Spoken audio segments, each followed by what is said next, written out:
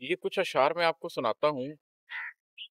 ये अशार जब कोई इंसान अपने आप को कायम करने की कोशिश कर रहा होता है, अपने आप को ज़िंदगी में ऐसा बनाने की कोशिश कर रहा होता है कि उसकी ज़िंदगी में कोई मानवियत हो, तो वो कुछ सोचों और कुछ जज़्बों से गुज़रता है। ये अशार उसके बारे में है। मेरी अंडरस्टैंडिंग ये है कि हम सारे ही लोग, हम सारे ही इंसान बुनियादी तौर पर बड़े कमज़ोर लोग होते हैं। हम गोश्त-पोश्त के बने हुए लोग हैं।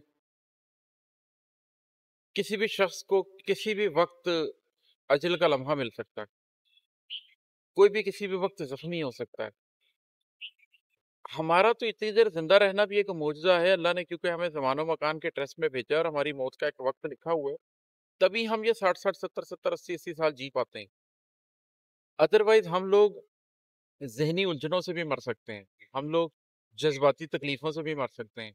हम लोग जिस्मानी बीमारियों से भी मर सकते हैं, हादसात से भी मर सकते हैं। तो हम बड़े कमज़ोर लोग हैं। वो कमज़ोर आदमी जब ज़िंदगी में मानवियत इख्तियार करना चाहता है और कोई मकसद इख्तियार करना चाहता है, तो वो जिन सोचों और जज्बों से गुजर कर उसकी तश्कील होती है, उस पे ये कुछ अशार है। अब अपने कहकहों की गूंज में तुम अब अपने कहकहों की गूंज में तुम कोई सदमा छुपाना चाहते हो। आपने बहुत जगहों पर ये फीलिंग देखी होगी लोगों की कि एक कमजोर आदमी है, वो रो लेता है, लेकिन आप देखते हैं कि घर में कोई मर्द है, घर में कोई ऐसा शख्स है जिसके ऊपर जिम्मेदारियां हैं, तो वो बड़े गमों में, बड़ी तकलीफों में आपको वो बंदा मिलेगा और वो हंस रहा होगा, कह कहे लगा रहा होगा, और आपको उसके हंसने से ही पता चल जाएगा कि ये एक हज़ियानी सी कैफियत है। ये एक नेचुरल कहकहे नहीं है, लेकिन वो अपनी एक शऊरी कोशिश में, अपने आप को मजबूत दिखाने की कोशिश में, बजाय रोने के उस वक्त हंस रहा होता है, कहकहे लगा रहा होता है। तो ये भी ज़ात की तश्कील के अंदर एक संगे मील है।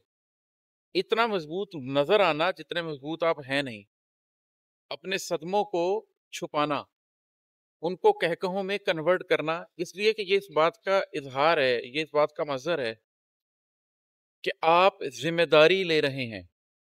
आप इस बात की जिम्मेदारी ले रहे हैं कि आप कमजोर दिख नहीं सकते। आप इस बात की जिम्मेदारी ले रहे हैं कि आपको रोता देखकर बाकी लोग अपना हौसला गंवा बैठेंगे। तो ये एक वो चीज है जिससे हर कामयाब शख्स गुजरता है। कामयाब मर्द, कामयाब औरत, गमों के अंदर मजबूत रहने की कोशिश करना, अगरचे आप अभी अंदर से मजबूत नहीं है। आपको किसी में ये नजर आए तो समझिए कि वो शख्स अपनी जात की इस्लाह में किसी ना किसी जगह पर पहुंच गया है। वो एक मजबूत बंदा बनने की, एक मजबूत शख्स बनने की कोशिश कर रहा है। इसी तरह से एक और फीलिंग है, अकेले हो मगर खुददार भी हो। अकेले हो मगर खुददार भी हो, इशारे से बताना चाहते हो। जात के सफर में कुछ लोगों को आप ये करते हुए भी देखेंगे कि वो तन्हा हो गए हैं, वो अकेले हैं, मगर वो खुददारी को कायम रखे हुए हैं। उनको पैसे की जरूरत है, मगर वो आपसे मांग नहीं रहे, वो इशारे से आपको बता रहे हैं कि घर में तंगी है। उनको जज्बाती सपोर्ट की जरूरत है, लेकिन वो आपसे मांग नहीं रहे। इशारे कनाए में आपके सामने इस बात का जिक्र हो रहा है कि वो जज्बाती तौर पर कोई मदद चाहते हैं किसी की। वो किसी जहनी उलझन में है, लेकिन वो आपको बता नहीं रहे। वो सिर्फ आपको एक इशारा दे रहे हैं कि वो किसी जहनी उलझन में है।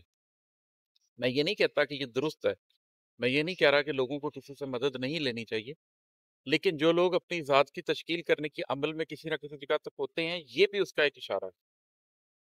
ये बातें मैं आपको क्यों बता रहा हूँ? ये बातें मैं आपको इसलिए बता रहा हूँ कि अगर ये जज्बे आप में गुजर रहे हैं, तो समझिए कि आपका कल्ब अभी जिंदा है।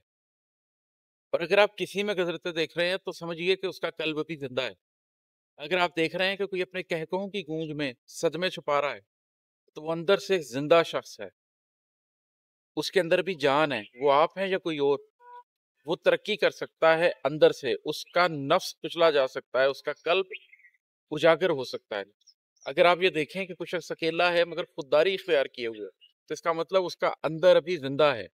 तो ये वो इशारे हैं जिनसे लोगों को परखा और पहचाना जा सकता है कि किसका अंदर जिंदा है और किसका अंदर मर गया है। इसी तरीके से एक और शेर है, बहाने से परिंदे मत दिखाओ। बहाने से परिंदे मत दिखाओ, کہو اب دور جانا چاہتے ہو. کچھ دفعہ کیا ہوتا ہے کہ آپ اس قابل بھی ہو جاتے ہیں کہ جو لوگ آپ کی زندگی سے جانا چاہتے ہیں آپ ان کے اشاروں کو بھی پکڑنا لگ جاتے ہیں. آپ کو پتہ لگ جاتا ہے کہ بھائی بہانے سے پرندے مت بٹھاؤ، کہو اب دور جانا چاہتے ہو. تمہاری خواہش ہے کہ تمہارے پر لگ جائیں، تمہاری خواہش ہے کہ تم اس ماحول سے، اس سچویشن سے اڑ جاؤ.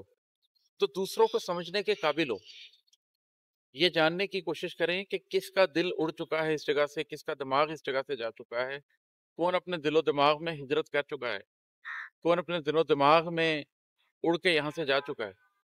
اس بات کا تجزیہ کر سکیں کہ جو یہاں سے جانا چاہتا ہے اس میں کوئی مسئلہ ہے، یا جس جگہ سے وہ جانا چاہتا ہے اس میں کوئی مسئلہ ہے. جانے والا جانا چاہتا ہے تو اسے روکیں مت. آپ نے کچھ ایسا کیا ہے جس کی وجہ سے وہ جانا چاہتا ہے تو اس کو بدلیں.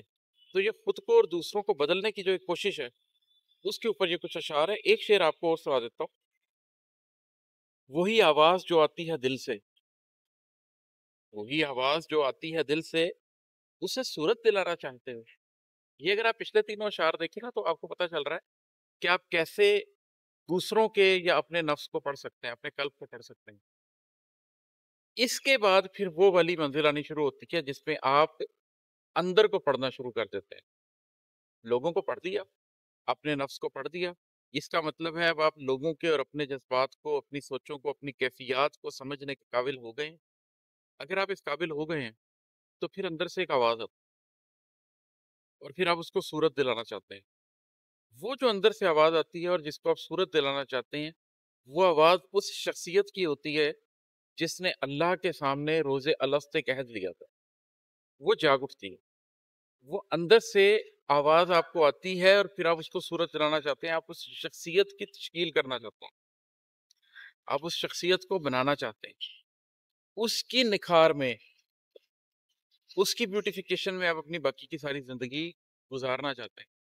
اس کا ایک اور معنی بھی بنتا ہے، وہ بات تھوڑی دور چلی جاتی ہے لیکن میں چلیں وہ بھی اشارے میں کر دیتا ہوں کہ آپ اندر سے جو ایک آواز آتی ہے، ایک غیر مرئی آواز آتی ہے. کبھی ایسا بھی ہوتا ہے کہ وہ آپ کی شخصیت سے بھی بڑھ کر آواز ہوتی ہے. وہ ایک انٹیوشن ہوتی ہے، وہ ایک وزڈم ہوتی ہے جو اللہ کی طرف سے ہوتی ہے.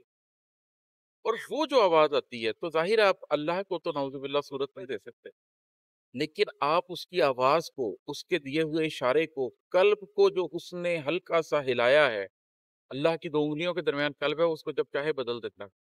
تو وہ جو اس نے بدلا ہے اس کو اگر آپ پکڑ لیں تو اس پیغام کو صورت دلانے میں آپ پھر اپنی باقی کی ساری زندگی بھی بتا سکتے ہیں. تو یہ پوری غزل بھی آپ کو سیلف ٹرانسفرمیشن کا ایک پروسیس بتا رہی ہے، ایک جرنی بتا رہی ہے. طریقے بہت ہیں، میں آپ کو مختلف طرح سے بتاتا جاؤں گا کہ کیسے کیسے ہو سکتے ہیں.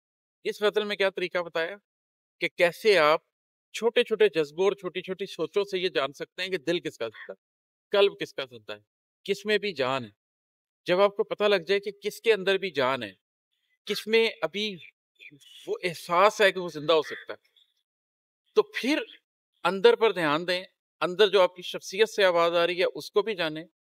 اور اگر کہیں آپ کو اندر سے کوئی ایسی آواز آتی ہے جو آپ کو محسوس ہوتا ہے کہ this is the calling, this is what Allah wants from me, تو اس کو تو پھر آپ پکڑ لیں، اس کو شعوری طور پہ پوری طرح سے پہلے جج کریں کہ یہ نفس کی آواز تو نہیں ہے.